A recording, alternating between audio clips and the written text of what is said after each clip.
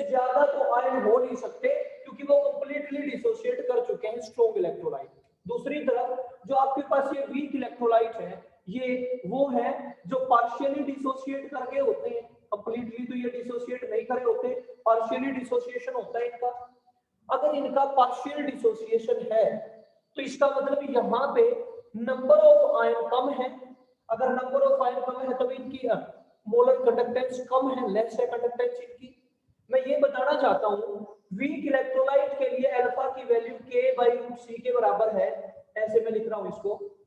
देखो ना प्लीज, अगर आप डाइल्यूशन कर रहे हो तो कंसंट्रेशन कम कर रहे हो, अगर आप कंसंट्रेशन कम कर रहे हो तो डिग्री ऑफ डिसोसिएशन बढ़ रहा है। यानी कि इसका मतलब क्या हो गया कि वीक इलेक्ट्रोलाइट के लिए डाइल्यूशन करने पे कंडक्टेंस बढ़ क्यों रही है, क्योंकि नंबर ऑफ आयंस बढ़ रहे हैं, क्योंकि डिग्री ऑफ डिसोसिएशन बढ़ेगा, अल्फा बढ़ेगा, तो डिग्री ऑफ डिसोसिएशन अगर बढ़ जाएगा तो नंबर ऑफ आयंस बढ़ेंगे।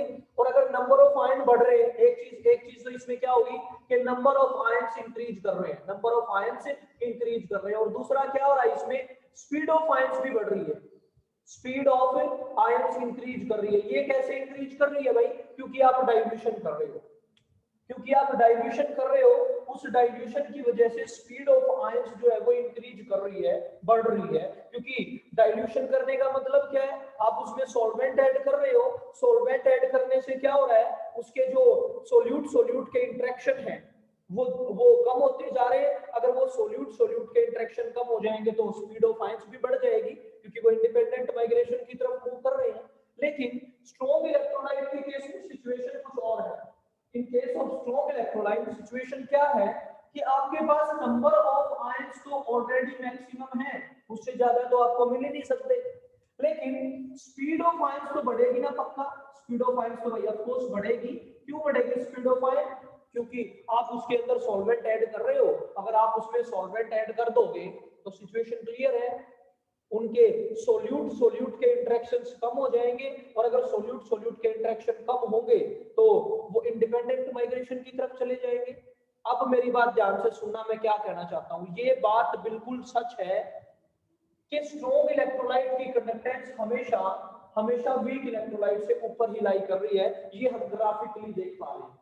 लेकिन upon dilution the rate with which conductance of weak electrolyte is increasing is much more than the conductance of strong electrolyte। Please मेरे को रिप्लाई करके बताएं। मैंने आपको ये कहा हमारा देश एक डेवलपिंग कंट्री है, अमेरिका ऑलरेडी डेवलप्ड है, अमेरिका ऑलरेडी डेवलप्ड है, वो हमसे तो ऊपर ही है, लेकिन हमारा जो रेट है ना डेवलपमेंट का वो उनसे फास्ट है। रेट ऑफ डेवलपमेंट मतलब हम बहुत तेजी से आगे बढ़ रहे हैं, लेकिन उनके पास नहीं पहुंचे अभी तक। सिमिलरली अगर हम डाइल्यूशन करते हैं, अगर हम कंसंट्रेशन को कम करते हैं, तो जो रेट है ना, जो रेट कंडक्टेंस के बढ़ने का वो वीक इलेक्ट्रोलाइट में ज्यादा है, लेकिन ओवरऑल वैल्यू स्ट्रॉन्ग से कम नहीं है। इसका मतलब क्या हुआ कि वीक इलेक्ट्रोलाइट पहले तो अपने आप को कंप्लीट डिसोसिएशन की तरफ लेके जाना चाहता है। वीक इलेक्ट्रोलाइट पहले तो अपने आप को number of ion he maximum करना चाहता है, वो तो नंबर ऑफ आयंस भी बढ़ा रहा है अपने, लेकिन इसके तो आयन तो ऑलरेडी मैक्सिमम है।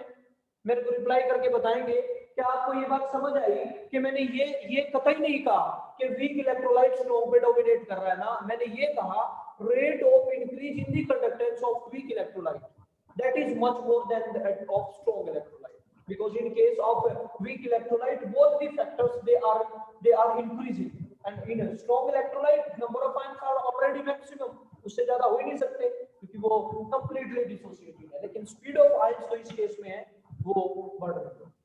बताएंगे मेरे को किस चीज को ये बात समझ आ गई? Please unmute yourself and let me know. Yes, sir. Yes, sir. Yes, sir.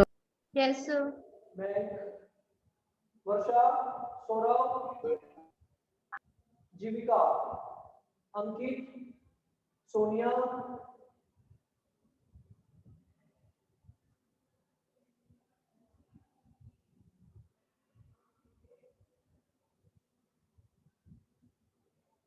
ठीक है उमंग, ठीक है। एक तो ये बात बतानी मेरे को, इसलिए इसका ग्राफ ऊपर है। अब मेरी बात दूसरी सुनेंगे।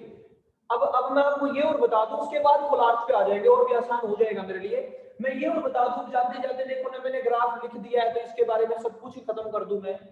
ये जो स्ट्रॉन्ग इलेक्ट्रोलाइट मैंने यहाँ पे लिखा है, इसकी लाइन ऐसे कैसे आ गई भाई, इसकी लाइन ऐसे क्यों आ गई? देखो अब मेरी बात सुनेंगे प्लीज काइंडली। मैंने ये कहा कि वीक इलेक्ट्रोलाइट का कल ग्राफ मैंने बता दिया कि ऐसा ग्राफ क्यों आया, और उसके लिए मेरे को कुछ खास जद्दोजहद करनी नहीं पड़ी, मेरे को बस इतना करना पड़ा, मेरे को आपको बताना पड़ा कि लैम्डा एम और lambda m at infinite dilution अगर इनका रेशियो आपको अल्फा दे रहा है तो एक अल्फा की जो वैल्यू है वो आप यहां से भी कैलकुलेट कर पाते हैं। बस हमने इन दोनों को इक्वेट करा था और वहां से लैम्डा एम कैलकुलेट कर दिया। अब मेरी बात सुनेंगे, फॉर स्ट्रॉन्ग इलेक्ट्रोलाइट ये लाइन कैसी आई? For strong electrolyte, strong electrolyte के लिए ऐसा कैसे पॉसिबल है कि ये लाइन ऊपर आ गई? ये इक्वेशन भी तो कहीं से आई होगी, ऑफ कोर्स आई होगी। अब मेरी बात सुनेंगे, बताओ ये मोलर कंडक्टेंस है, ये मोलर कंडक्टेंस है किसी भी स्ट्रॉन्ग इलेक्ट्रोलाइट की किसी पर्टिकुलर कॉन्सेंट्रेशन पे। बताएंगे मेरे को ये मोलर कंडक्टेंस किसी भी टाइप के इलेक्ट्रोलाइट के लिए जब मैक्सिमम होती है तब हम उसको क्या कहते हैं कि वो lambda m at infinite dilution है।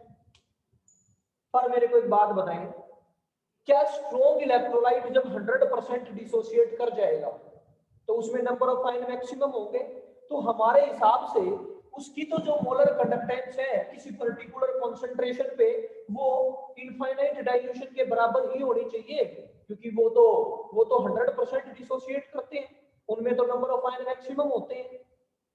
बोलेंगे क्या ये इस बात से आप एग्री कर रहे हैं? फिर मैं ये बताऊंगा कि ये गलत क्यों है, ऐसा क्यों नहीं होना चाहिए स्ट्रॉन्ग इलेक्ट्रोलाइट के लिए भी। मैं कह रहा हूं, पहले तो मेरा क्वेश्चन समझिए आप।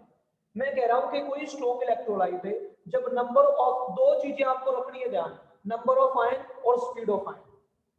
जब स्ट्रॉन्ग इलेक्ट्रोलाइट 100% डिसोसिएट कर गया होता है तब उसकी मोलर कंडक्टेंस उसके इनफाइनाइट डाइल्यूशन के बराबर ही होनी चाहिए, ऐसा हमारी एक्सपेक्टेशन है। लेकिन ऐसा नहीं है। क्यों नहीं है? क्योंकि जो इलेक्ट्रोलाइट है आपके पास उस कंटेनर के अंदर, उस सेल के अंदर, वो इलेक्ट्रोलाइट अपने कैटायन और एनायन के बीच में इंटरेक्शन भी तो रखता है, जिसकी वजह से उसकी स्पीड मैक्सिमम नहीं है। एक बात, सोल्यूट इंटरेक्शन बोलते हैं इनको। जैसे अगर ये कॉपर सल्फेट है तो कॉपर 2 पॉजिटिव और SO4 नेगेटिव के बीच में फोर्स ऑफ अट्रैक्शन है। कॉपर 2 पॉजिटिव नेगेटिव इलेक्ट्रोड की तरफ जाना चाहता है, SO4 नेगेटिव पॉजिटिव की तरफ जाना चाहता है, लेकिन क्योंकि उनमें जो इंटरेक्शंस है आपस में, उसकी वजह से उनकी स्पीड मैक्सिमम नहीं हो पा रही, जिसकी वजह से वो अपने रेस्पेक्टिव इलेक्ट्रोड्स पे नहीं पहुंच पा रहे। अगर वो अपने रेस्पेक्टिव इलेक्ट्रोड पे नहीं पहुंच पा रहे तो इसका मतलब कंडक्टेंस जो हमने एक्सपेक्ट की उससे तो कुछ ना कुछ कमी होगी। इसका मतलब आपके हिसाब से होनी तो इतनी चाहिए थी lambda m at infinite dilution, लेकिन उसमें से कुछ कम कर दो और वो हमने कम कर दिया a√c। ये स्ट्रॉन्ग इलेक्ट्रोलाइट के लिए इक्वेशन आ गई y = mx + c negative slope के साथ। और इस इक्वेशन को डीबाय-हक्कल ऑन-सागर इक्वेशन का नाम दिया जाता है। डीबाय-हक्कल ऑन-सागर इक्वेशन। A कांस्टेंट है और जो C है वो कंसंट्रेशन है। तो यहां से स्ट्रॉन्ग इलेक्ट्रोलाइट के लिए हम कैलकुलेट करते हैं। इसमें कुछ खास नहीं है, हमने ये एक्सपेक्ट किया, लेकिन ये जो a√c आया ये क्यों आया?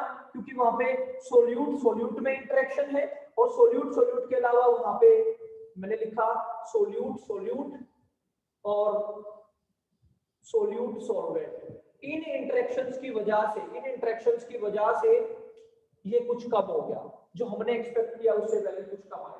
प्लीज रिप्लाई करें और मेरे को बताएं क्या आप स्ट्रॉन्ग इलेक्ट्रोलाइट के लिए ये बात समझ पाए कि नहीं समझ पाए। उसके बाद कोलाज की बात करते हैं। Anshu? Yes sir. Yes sir. Yes sir. Yes sir. Yes sir. Ayushi? ठीक है भाई। Udit is it clear? Vishal? Yes sir. Vaibhav? Yes sir. देख ले, अभी तो मैं दोबारा रिपीट कर सकता हूँ लेकिन कल फिर पूछूंगा मैं यही चीजें, और आज आपके पेरेंट्स से भी बात कर लूंगा मैं। एक बार रिपीट कर दो सर वापस। क्या रिपीट करूं? लास्ट वाली बात। लास्ट वाली मैंने ये बताया कि ये एक स्ट्रेट लाइन की इक्वेशन है, y = mx + c। सी इंटरसेप्ट है, मतलब अगर आप इसको एक्स्ट्रा प्लॉट कर दोगे यहां से और इसको वाई एक्सिस पे मिट करा दोगे तो ये जो इतनी वैल्यू आएगी ये क्या होगी, lambda m at infinite dilution. और जो स्लोप है इसका वो ए है और ए एक कांस्टेंट है और नेगेटिव स्लोप है इसलिए लाइन ऊपर से नीचे की तरफ लाई कर रही है। Debye-Huckel-Onsager equation is only for strong electrolyte। Debye-Huckel-Onsager equation सिर्फ स्ट्रॉन्ग इलेक्ट्रोलाइट के लिए है। तो ये बात होगी इस ग्राफ की।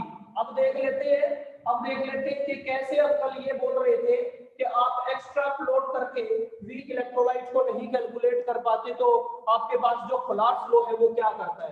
खोलार्स लॉ से पहले आपको नोटबुक में दो चीजें लिखनी है।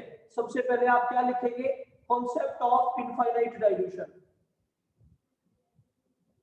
और उसमें क्या लिखेंगे आप इनफाइनाइट डाइल्यूशन पे कि जैसे जैसे आप कंसंट्रेशन कम करते जा रहे हैं अपॉन डाइल्यूशन स्ट्रॉन्ग इलेक्ट्रोलाइट के लिए क्या हो रहा है भाई, for strong electrolyte they are already completely dissociated, वो ऑलरेडी कंप्लीटली डिसोसिएटेड है, मतलब इस लाइन का उनमें नंबर ऑफ आयंस मैक्सिमम है, that is number of ions are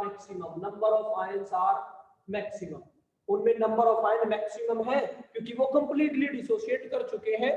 secondly अगर वो कंप्लीट डिसोसिएट कर रहे हैं तो स्पीड ऑफ आयंस जो है, स्पीड ऑफ आयंस वो इंक्रीज कर रही है।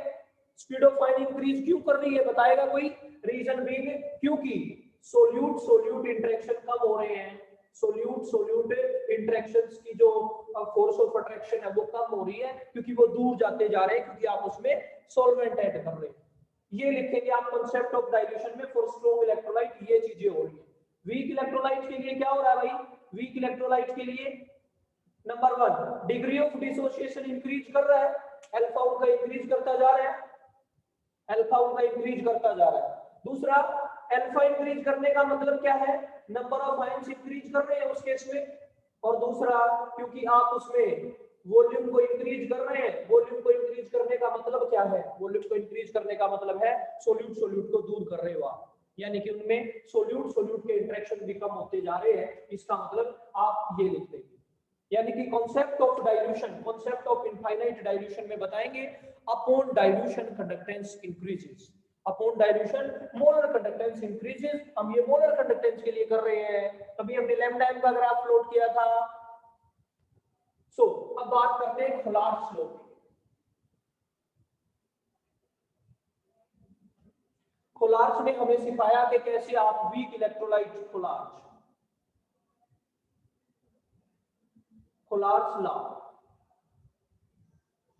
लॉ ने आपको क्या सिखाया, इस लॉ ने हमें यह सिखाया कि अगर आपके पास कोई स्ट्रॉन्ग इलेक्ट्रोलाइट है तो स्ट्रॉन्ग इलेक्ट्रोलाइट की मोलर कंडक्टेंस इनफाइनाइट डाइल्यूशन पे आप कैलकुलेट कर सकते हैं, कोई प्रॉब्लम नहीं है, आप उसको एक्सट्रापोलेट कर सकते हैं। और इसने हमें बताया molar conductance eight infinite dilution, molar conductance eight infinite dilution किसी भी इलेक्ट्रोलाइट की, फॉर एनी इलेक्ट्रोलाइट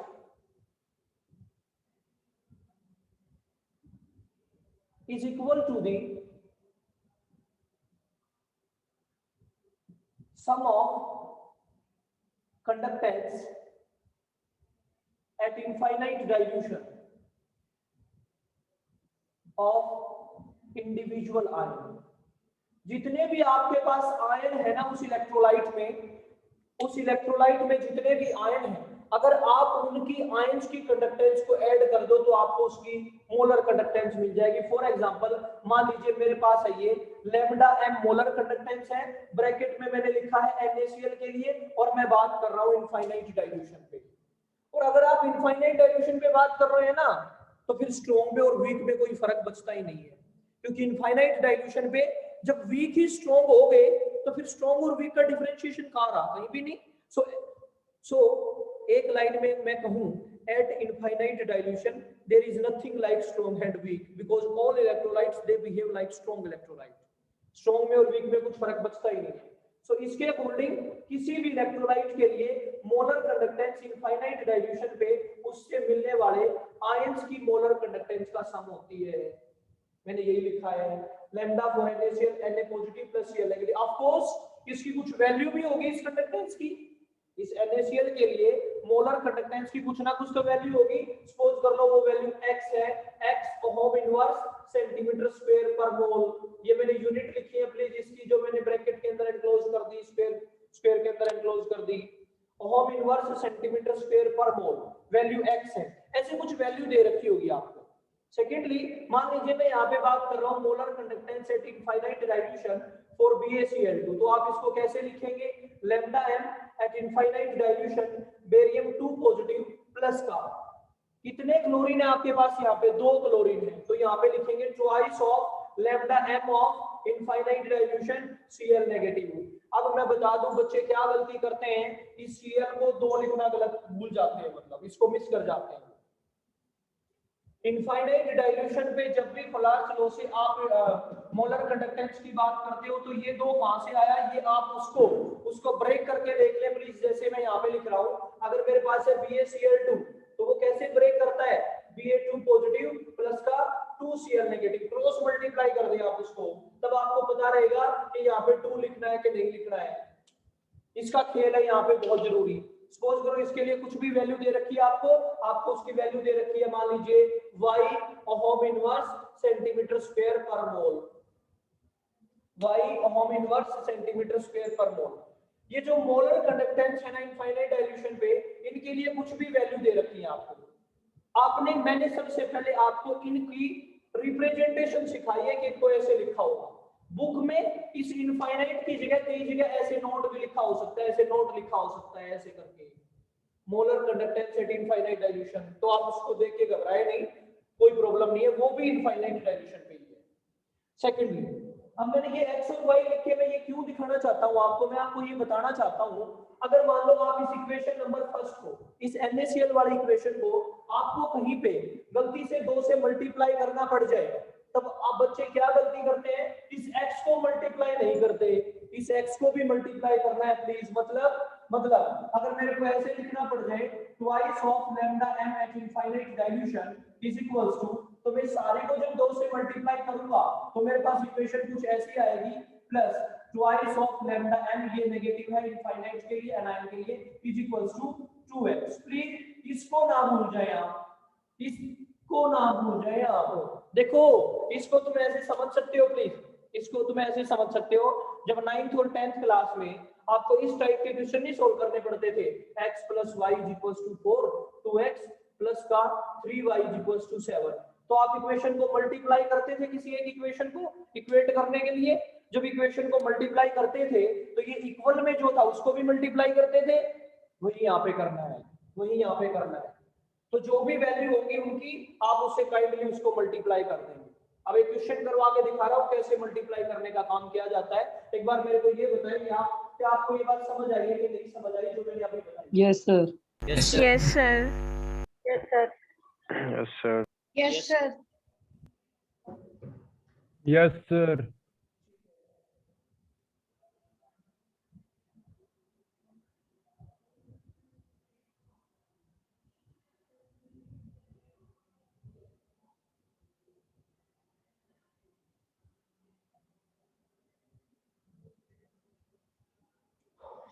अब देखेंगे प्लीज,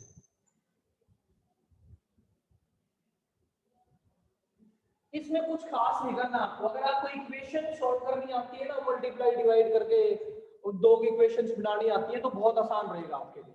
मान लीजिए मेरे को मोलर कंडक्टेंस कैलकुलेट करनी है इनफाइनाइट डाइल्यूशन पे एसिटिक एसिड के लिए, दिस इज CH3COH जो कि एक वीक इलेक्ट्रोलाइट है। मोटिव भी मेरा तो यही है कि मैं तो वीक इलेक्ट्रोलाइट के लिए निकालना चाहता हूँ, कोई प्रॉब्लम नहीं। आपके लिए जो डिजायर्ड इक्वेशन है वो ये है,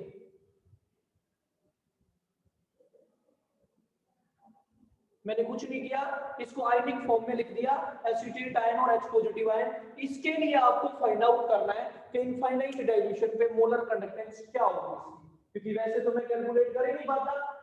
देखो ना, मतलब हमारे पास इनफाइनाइट डाइल्यूशन पे v को कैलकुलेट करने का सॉल्यूशन नहीं है ग्राफिकल से, उसको एक्सट्रापोलेट नहीं कर पा रहे।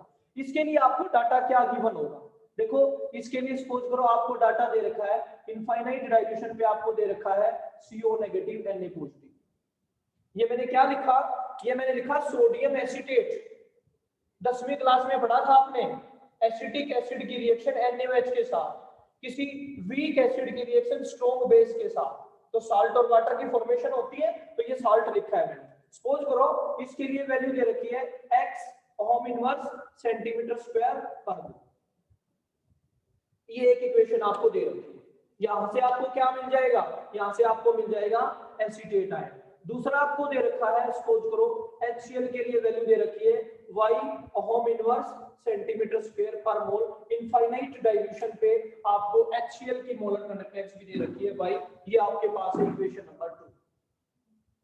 देखो ना, यहां से मेरे को एसीटेट आयन मिल रहा है, यहां से H+ मिल रहा है, लेकिन एक्स्ट्रा क्या है मेरे पास NaCl, तो मैं तीसरा क्या लिख दूं लैम्डा। ये क्वेश्चन बता रहा हूं, क्वेश्चन बना कैसे रहे हैं वो बुक में। सपोज करो ये Z है ओम इनवर्स सेंटीमीटर स्क्वायर पर मोल। इसके लिए मैंने इक्वेशन नंबर 3 का नाम, वो आपको कहेगा find out the molar conductance eight infinite dilution for this acetic acid if molar conductance at infinite dilution for acetate sodium acetate hydrochloric acid and sodium chloride is x y and z ohm inverse centimetre square पर मोल respectively. ये value आपको provided है। आप unit देख के ये पता लगाएंगे, यूनिट देख के ये पता लगाएंगे कि आपको कौन सी कंडक्टेंस दे रखी है क्वेश्चन का। ये डाटा आपको है। अब आपको क्या करना है, आपको इन इक्वेशंस को ना ब्रेक करना है, तोड़ना है इन इक्वेशंस को।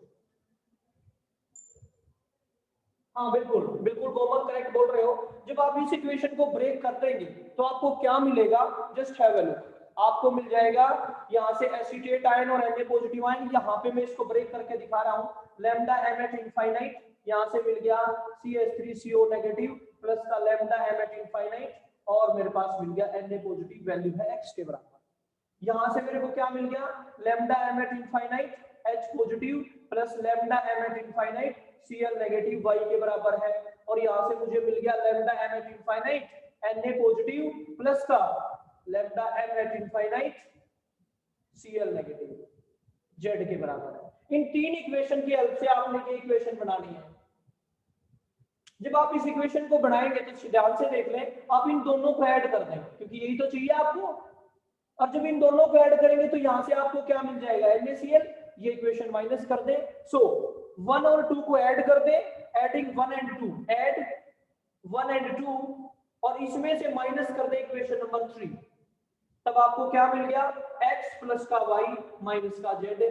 जो भी आंसर होगा वो होगा ओम इनवर्स सेंटीमीटर स्क्वायर पर मोल में। आपको मोलर कंडक्टेंस से एसिटिक एसिड की इनफाइनाइट डाइल्यूशन पे मिल जाएगी। प्लीज मेरे को बताएं, क्या आप इनको ब्रेक करके डिजायर्ड इक्वेशन बना पाएंगे कि नहीं बना पाएंगे? एक बात। दूसरी बात, अगर आपको किसी इक्वेशन को डिजायर्ड इक्वेशन में कन्वर्ट करने के लिए 2 से मल्टीप्लाई करना पड़ जाता तो मैं यहाँ पे उसको 2x कर देता। अगर 2 से मल्टीप्लाई करना पड़ता तो प्लीज इन वैल्यूज को भी आपने सेम ही इक्वेशन की तरह मल्टीप्लाई करना है। बताएंगे ये बात सबको समझ आ गई कि इनको कैसे मल्टीप्लाई करेंगे? Yes sir. Yes, sir. लेकिन मैं एक बात बता दूं आपको, बहुत बढ़िया बात बताऊंगा। ये मैंने इतना जरूर इक्वेट करके सिखा दिया आपको कि बेटा इसको मल्टीप्लाई तो करना पड़ेगा, क्योंकि 9th क्लास में जब तुम इक्वेशन करते थे उसको मल्टीप्लाई करते थे। लेकिन सच ये नहीं है। अगर मैं साइंस की टर्म में बात करूँ ना, तो साइंस की टर्म में सच ये है कि आपके पास जो मोलर कंडक्टेंस है ना, मोलर कंडक्टेंस वो मोल्स पे डिपेंड करती है। और मोल एक एक्सटेंसिव प्रॉपर्टी है, और एक्सटेंसिव प्रॉपर्टी का मतलब क्या है, वो अमाउंट पे डिपेंड कर रही होगी। जब आप किसी इक्वेशन को 2 से मल्टीप्लाई कर रहे हो तो आप उसकी कंसंट्रेशन को डबल कर रहे हो, और कंसंट्रेशन को डबल करने का मतलब क्या है, आप उसकी मोलर कंडक्टेंस को भी डबल कर रहे हो, बढ़ा रहे हो, अफेक्ट तो कर ही रहे हो। अगर आप उसकी कंसंट्रेशन को अफेक्ट कर रहे हो तो आपको इसको भी अफेक्ट करना पड़ेगा, क्योंकि ये तो यही है आपके लिए जो मोलर कंडक्टेंस है वो x है। अगर आप इसमें कंसंट्रेशन बदल रहे हो तो x बदलेगा ना। So being an extensive property you have to multiply it with the number जो आपको डिजायर्ड इक्वेशन के लिए चाहिए। कुछ खास नहीं करना, आपको इक्वेशन को सोल्व करना है, आपको डिजायर्ड इक्वेशन बनानी है। अब इसके क्वेश्चन सोल्व करके देखेंगे, कुछ क्वेश्चन मैं फॉरवर्ड कर दूंगा, प्लीज इनको ट्राई करना। ये थी molar conductance eight infinite dilution. I hope आपको क्लियर होगा। इसको इरेज कर रहा हूं। अब आपसे इसकी डेफिनेशन भी पूछी जाएगी, कोलार्ड्स लॉ की डेफिनेशन क्या होती है, तब आप लिखेंगे according to Kohlrausch's law infinite dilution, the molar conductance at infinite dilution is equals to the sum of the molar conductance at infinite dilution for individual ion। वो जो जितने भी उसके अंदर आयन हैं 2 3 4 5 उन सब की infinite dilution पे मोलर कंडक्टेंस को आप सम कर दो। ये इसका काम है। ये सबसे बेसिक चीज थी कोलार्ड्स लॉ की। सबसे बेसिक चीज क्या थी? To find lambda m at infinite dilution for weak electrolyte। किसी वीक इलेक्ट्रोलाइट के लिए आपको ये वैल्यू फाइंड आउट करके देता है कोलार्ड्स लॉ। दूसरा हेल्प्स इन कैलकुलेशन ऑफ, किस चीज को कैलकुलेट करता है ये? Calculate alpha.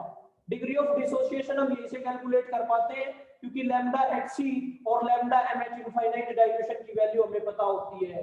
देखो ना, खूबसूरती तो देखो आप इस रिलेशन की, कितना बड़ा क्वेश्चन हो गया। ध्यान से सुनना, समझदार आदमी को समझ आएगा जो अब तक ध्यान दे रहा है।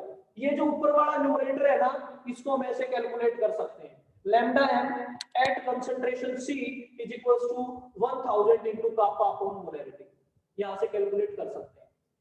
ये जो नीचे वाली चीज है इसको आप कोलार्ड्स लॉ से कैलकुलेट कर सकते हैं। कोलार्ड्स लॉ से इन दोनों को डिवाइड करेंगे तो अल्फा मिल जाएगा आपको। और आपको जैसे ही, कमाल की बात है, जैसे ही आपको अल्फा मिलेगा, अल्फा किसके बराबर होता है? k by c के। और ये k ही जरूरी नहीं है, ये मैं एसिड के लिए लिख रहा हूँ, बेस के लिए हो तो k भी है। और अगर आप इसको डिनोट नहीं करना चाहते तो कोई बात नहीं, ये इक्विलिब्रियम कांस्टेंट है। तो अल्फा जैसे ही पता लगेगा उस अल्फा की वैल्यू यहाँ सब्स्टिट्यूट करेंगे, आपसे k निकाल सकते हैं, कंसंट्रेशन कुछ भी निकाल सकते हो। मोस्ट प्रोबेबली पूछा जाता है इक्विलिब्रियम कांस्टेंट। सो तीसरा मैं लिख रहा हूँ calculation of equilibrium constant. Equilibrium constant की वैल्यू आप, ये एप्लीकेशन हो, ये एप्लीकेशन पढ़ रहे हैं हम, ये कोलार्ड्स लॉ की एप्लीकेशन लिखी जा रही है आपके सामने। अब चीजें क्लियर हो जाएंगी। अब सब कुछ खत्म है, अब कुछ बचा ही नहीं। इसलिए मैं पहले इतना जोर लगा रहा था कोलार्ड्स लॉ से पहले। कोलार्ड्स लॉ से पहले आपको स्ट्रॉन्ग बताया, वीक बताया, ग्राफिकल रिप्रेजेंटेशन सिखाई, वो कैसे आए ये सिखाया मैंने आपको। और अब सारे पत्ते आपके सामने खुल रहे हैं। लास्ट बता देता हूं, calculation of ionic product of water. इसको समझेंगे एक बार, आयनिक प्रोडक्ट ऑफ वाटर। और एक और लिख देता हूं, अगर आयनिक प्रोडक्ट समझ आ गया तो फिर ये लास्ट वाला तो ऑटोमेटिकली समझ आ जाएगा। Calculation of solubility product. आप सोल्यूबिलिटी प्रोडक्ट भी कैलकुलेट कर सकते हैं, दोनों एरिया से। अगर एक समझ आ गया तो दूसरा भी आ जाएगा। 5 मिनट का टाइम लगाएंगे इन पे और ये खत्म हो जाएगी। ये दो मेरे को बताने, स्क्रीनशॉट ले लो अगर किसी को चाहिए तो। Applications of Kohlrausch's law.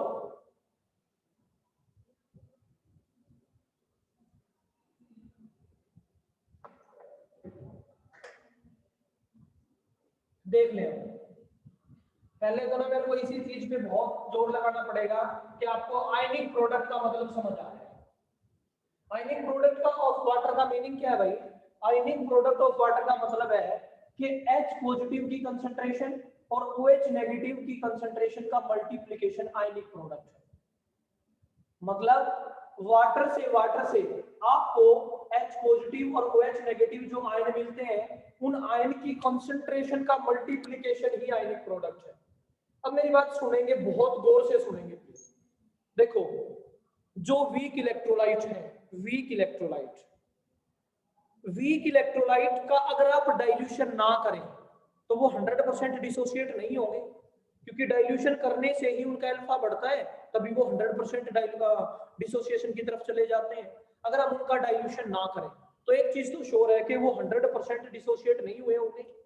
अगर वो 100% डिसोसिएट नहीं हुए हैं तो इसका मतलब उनसे आयन जो मिले हैं वो इतने ही मिलेंगे, उससे ज्यादा नहीं मिल सकते।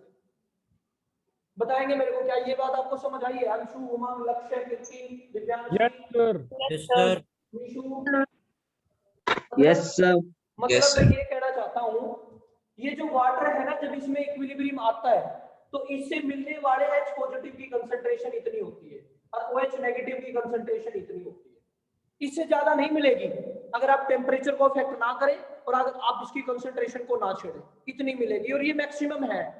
मतलब ये हो गया कि इसके लिए इससे ज्यादा टूटना पॉसिबल नहीं है अगर आप इसको छेड़े ना तो। यानी कि अगर मैं इसको इसी कंडीशन पे पढ़ूं तो इसकी जो भी कंडक्टेंस होगी वो इसके लिए इस टाइम पे मैक्सिमम ही होगी, क्योंकि इससे ज्यादा तो आयन मिल ही नहीं सकते इसको, इससे ज्यादा ये कभी टूट ही नहीं सकता। यानी कि इस कंडीशन पे इसकी जो कंसंट्रेशन है वो इनफाइनाइट के बराबर है, इसी के इनफाइनाइट के बराबर है, क्योंकि इससे ज्यादा तो इसकी कंडक्टेंस हो ही नहीं सकती, क्योंकि इससे ज्यादा आयन इसको इस कंडीशन पे मिल ही नहीं सकते, क्योंकि ये सैचुरेट है। इससे ज्यादा ना रिएक्शन आगे जा रही ना पीछे जा रही, लेकिन मूव जरूर कर रही है क्योंकि इक्विलिब्रियम आ गया। यानी कि मैं यूं कहूं, मुझे पता है कि lambda m at any concentration वो 1000 इनटू कप्पा अपॉन मोलैरिटी के बराबर होता है। और मोलैरिटी क्या होती है? कंसंट्रेशन ही तो होती है। और यहाँ पे तो H प्लस और OH नेगेटिव दोनों की कंसंट्रेशन बराबर है। इसका मतलब मैं ऐसे लिख रहा हूं लैम्डा m एट c तो इनफाइनाइट के बराबर हो गया। ओहो, ये इसी केस में हुआ है बस, is equals to 1000 into kappa upon concentration of H positive. मैंने मोलैरिटी को H प्लस से रिप्लेस कर दिया और इसको इनफाइनाइट से रिप्लेस कर दिया, मेरा काम हो गया। इनफाइनाइट डाइल्यूशन की वैल्यू तो कोलाट लॉ से निकल जाएगी। काप्पा मेरे को निकालना आता ही है, क्योंकि काप्पा बराबर होता है Cx के, और H पॉजिटिव मुझे फाइंड आउट करना है। जैसे ही मुझे H पॉजिटिव फाइंड आउट कर लिया, मैं लिखूंगा आपको ये वैल्यू दे रखी होगी, ये भी दे रखा होगा, ये भी दे रखा होगा, आपको H प्लस निकालना है तो आप H प्लस को फाइंड आउट कर दें 1000 into kappa upon lambda m at infinite. जैसे ही H प्लस पता लगेगा आप यहाँ पे उसको सब्स्टिट्यूट कर देंगे, इस वैल्यू को यहाँ H प्लस जैसे ही पता लगा उतना ही OH नेगेटिव होगा, दोनों को मल्टीप्लाई कर दें तो आपको आयनिक प्रोडक्ट मिल जाएगी। ये ऐसे आप आयनिक प्रोडक्ट कैलकुलेट करते हैं। प्लीज स्क्रीनशॉट ले लें, उसके बाद फिर मैं सोल्युबिलिटी प्रोडक्ट और बता के और इसको खत्म करता हूँ इनफाइनाइट डाइल्यूशन की बात को। सर रिपीट कर। हाँ, वाटर इससे ज्यादा कभी नहीं टूट सकता। वाटर देखो जिस रिएक्शन में इक्विलिब्रियम आ जाता है ना एक बार, वो खत्म नहीं होती कभी भी। कब तक खत्म नहीं होगी? जब तक आप उसको छेड़ोगे नहीं। छेड़ने से मेरा मतलब आप उसके टेम्परेचर को ना बदलो, आप उसकी कंसंट्रेशंस को अफेक्ट ना करो, आप उस इक्विलिब्रियम को डिस्टर्ब मत करो, वो वहीं पड़ा रहेगा। जब ये वाटर में इक्विलिब्रियम आता है ना तो इससे ज्यादा H प्लस और OH नेगेटिव की कंसंट्रेशन नहीं मिलती, ये मैक्सिमम है जो इससे मिलती है। यानी कि मैक्सिमम आयन अवेलेबल है इस टाइम पे हमारे पास। अगर मैक्सिमम आयन है तो फिर कंडक्टेंस भी मैक्सिमम होगी, उसको हमने इनफाइनाइट डाइल्यूशन पे लिख दिया। तो इससे ज्यादा तो ये कुछ कर ही नहीं पा रहा। मोलैरिटी कंसंट्रेशन ही होती है, और कंसंट्रेशन तो किसी की भी पुट कर लो दोनों की बराबर है। H पॉजिटिव की बजाय भले OH नेगेटिव पुट कर दो यहाँ पे, अगर OH नेगेटिव पुट कर दोगे तो भी कोई दिक्कत नहीं है, H पॉजिटिव पुट कर दो तो भी कोई दिक्कत नहीं है, क्योंकि H प्लस की कंसंट्रेशन OH नेगेटिव के बराबर ही आती है। एक की मिल गई, उसको 2 बार मल्टीप्लाई करना है आपने। मतलब अगर सपोज करो यहाँ से H पॉजिटिव की वैल्यू आ गई 10 raise to the power minus का 6 है, तो एक बार और 10 raise to the power minus 6 put करना है, आपका KW आ गया 10 की पावर माइनस 12। लेकिन जब आप क्वेश्चन सोल्व करोगे ना तो वैल्यू अराउंड 10 की पावर माइनस 14 के बराबर ही आएगी, क्योंकि हमें आंसर पता ही होता है। लेकिन फिर भी सोल्व करेंगे आप और कैलकुलेट करेंगे। जैसे जो सॉलिड स्टेट यूनिट पड़ी थी उसमें हमें कई बार ना जो डेंसिटी का फार्मूला है, जमना डेंसिटी का फार्मूला याद करो, ZmNA क्यूब। ये अपने पास एवोगैड्रो नंबर की वैल्यू कैलकुलेट करवा देते हैं वहां पे। कई बार एवोगैड्रो नंबर की तो हमें पता ही है वैल्यू क्या है, तो कई बार ऐसा डाटा निकलवा लेते हैं जो फैक्ट है। Is it clear? Yes sir. Yes, sir. Yes sir. Yes sir.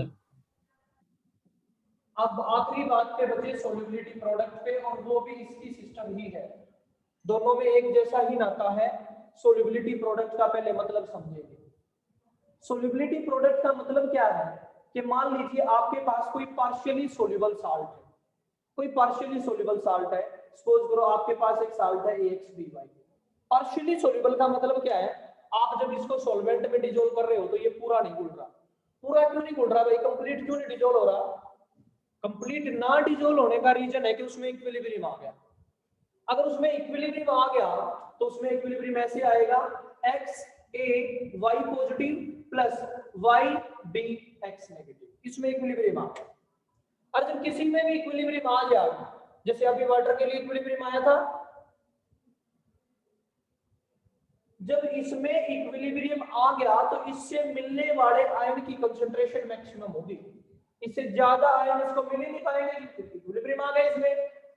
और हम बात जब उनकी कर रहे हैं, सोल्युबिलिटी प्रोडक्ट उनके लिए निकाला जाता है जो पार्शियली सोल्यूबल साल्ट होते हैं, और पार्शियली का मतलब वो पूरे नहीं गुड़ेंगे तो उनमें इक्विलिब्रियम आ जाएगा, और इक्विलिब्रियम आ गया तो जब इक्विलिब्रियम आएगा तो उनसे मिलने वाले आयन की कंसंट्रेशन मैक्सिमम होगी, इससे ज्यादा हो ही नहीं सकती।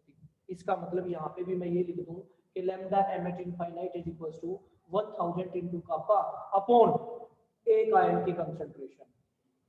क्योंकि अभी देखेंगे यहाँ तक तो ये तो समझ आ गया आपको कि मैंने लैम्डा m at c को लैम्डा m at infinite क्यों पुट कर दिया, क्योंकि मैक्सिमम होगी ये कंडक्टेंस। इसके लिए KSP कैसे निकाला जाता है, इसके लिए KSP ऐसे निकालते हैं, आपके पास जो भी आयन है raise to the power b raise to the power y, ये मेरे पास कैटायन है y पॉजिटिव और ये था x नेगेटिव। आयन की कंसंट्रेशन का multiplication with raise to the power their stoichiometric coefficient, वो आपके पास सोल्युबिलिटी प्रोडक्ट। जो सोल्युबिलिटी प्रोडक्ट है वो आपको फाइंड आउट करना है, ये तो निकालना है। उसके लिए हमें क्या चाहिए, इक्विलिब्रियम पे हमें उनकी कंसंट्रेशन चाहिए, हम यहां से निकाल देंगे ना उनकी कंसंट्रेशन। सो कंसंट्रेशन किसी भी आयन की निकालना हो, इसका मतलब कुछ नहीं, वाटर का आयनिक प्रोडक्ट और ये सोल्युबिलिटी प्रोडक्ट कुछ फर्क है ही नहीं, क्योंकि चीज तो सेम है, चीज तो दोनों इक्विलिब्रियम की बात की जा रही है। बताएंगे मेरे को? Yes, sir. Yes, sir. Yes, sir. Yes sir. ठीक है। अब मेरी बात सुनेंगे प्लीज बहुत ध्यान से। मैंने इसमें आपको इलेक्ट्रोलिसिक प्रोडक्ट बता दिए, सारा कुछ बता दिया। इस यूनिट को अब हम टाटा बाय बाय कर रहे हैं और नेक्स्ट यूनिट स्टार्ट करेंगे हमें केमिकल काइनेटिक्स। लेकिन उससे पहले मैं ये चाहूंगा कि आप मेरे को ये बता दें कि मेरे को ना एक्स्ट्रा क्लास लेनी है इसकी एडवांस मतलब कुछ और चीजें बतानी है आपको इसके बारे में। मेरे को ये बता दें कि वो क्लास कब सुटेबल रहेगी हमारे लिए। सैटरडे को सर। सैटरडे पॉसिबल नहीं है, सैटरडे को छोड़ के किसी भी दिन बताएं आप, क्योंकि सैटरडे को और बहुत काम होते हैं स्कूल में। संडे कौन रेडी है, please raise your hand. Sunday वाले, संडे को प्लीज रेज योर हैंड।